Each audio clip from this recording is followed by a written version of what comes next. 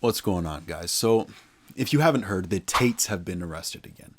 Now, I'm not going to talk about the details of the charges of the case or my predictions or what's legal or what's illegal and debate about that, as only time will tell. But for those of you who have been following my content for a long time, know that I've been saying for years that I am not a fan of Andrew Tate as a proper role model for men.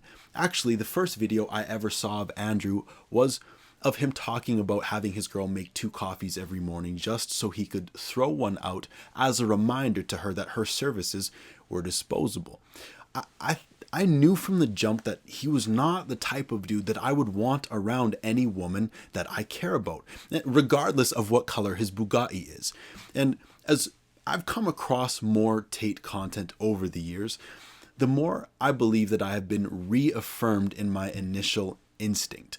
Now, that's not to say that I haven't also come across plenty of content that I agree with and found intelligent and valuable.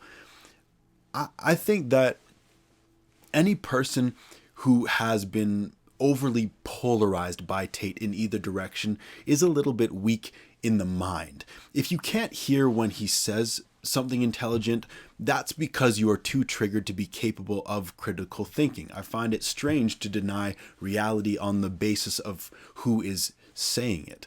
If Andrew said that we need oxygen to survive, some of y'all would literally die trying to prove him wrong. And on the other hand, if you can't hear how clearly horrific some of the things that he says and has admitted to doing and what he stands for are, then you are also incapable of critical thinking, and I would likely theorize are most likely blinded by idols of materialism and power, or are misguided by a sorry lack of healthy male role models and influence in your life. Better yet, allow me to just share a few clips to help you better understand where I'm coming from, because I'll just allow Andrew to speak for himself.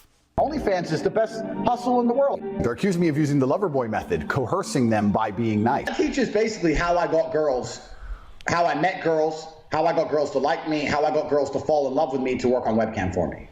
Because that's what I did. That was my MO, was find girls, make them love me, and make them work for me. Why don't you work for me so we spend more time together? Work for you doing what? So you'll have a webcam business. Oh, I don't want to do that. So okay, I know you don't want to do that, but listen. Come, let's have a meeting. Let's just talk about it. If you don't want to do it, don't do it. Fine. But let me explain it to you properly. In fact, I'll bring one of the girls who works for me. Your bottom bitch is the one who does the selling. You don't do the selling.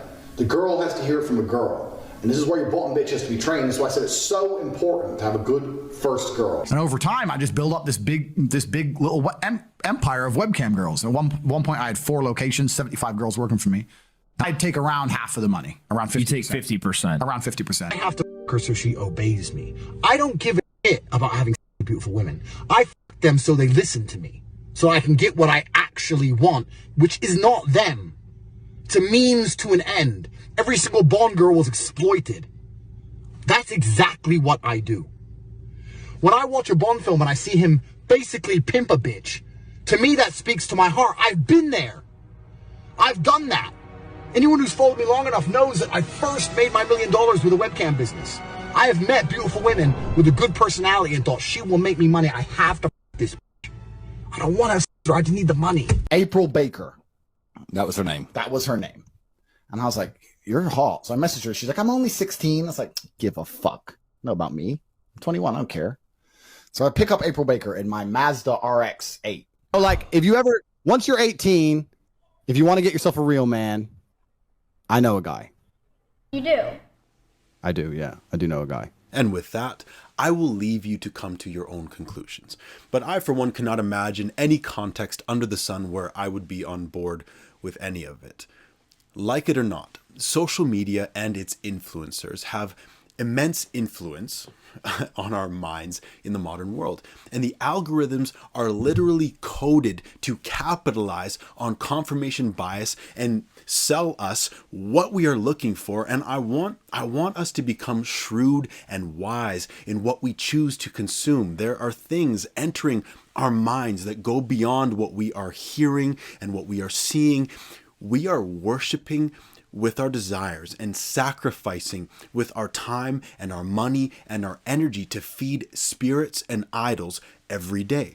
So one of the things that I want to do when I talk about these people and these events on the surface is not to just leave it as commentary. I want to break it down and find a way to break through that surface and look a little bit deeper, because maybe Andrew Tate is not the problem. Maybe it's helpful to see Andrew Tate as a manifestation of the problem. And you can replace Tate with any other problematic or degenerate influencer of your liking. But I want to call out what's going on in our homes, because that is ground zero in my opinion.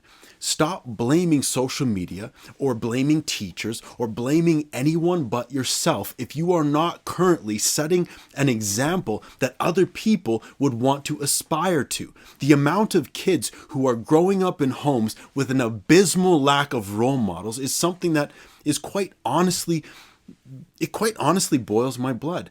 I don't feel a lot of empathy or patience or grace in my spirit as I'm speaking about this right now, because you adults who are causing the little ones to stumble, well, y'all know what the Bible says about y'all. Something about millstones and ropes and being cast into the ocean or something along those lines. I count myself blessed that I was fortunate enough to grow up in a home with my mom and my dad at the helm, because they were people that I could look up to, that I could aspire to. No, they were not perfect by any stretch of the word, but they had enough things that I could look up to and I wanted to walk in the footsteps of, that gave me some direction for my life and where I wanted to go and who I wanted to be in my character and what I wanted to bring into my future family. And a lot of people don't have that. The cliche is, it takes a village to raise a child.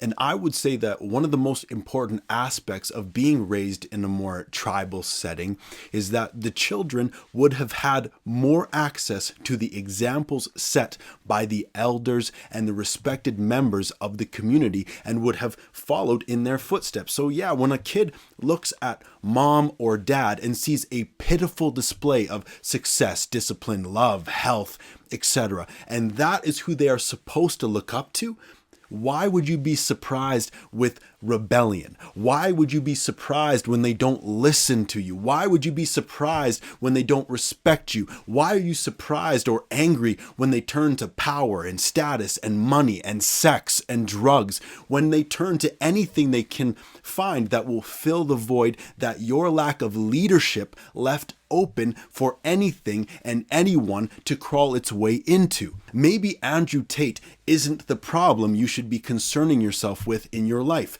Maybe you are. And for those of you who did not have much to look up to, you who have been trying to build your home with broken tools, be careful of who you choose to follow, because when you are lost and alone, you will believe just about anyone who says they know the way the loudest.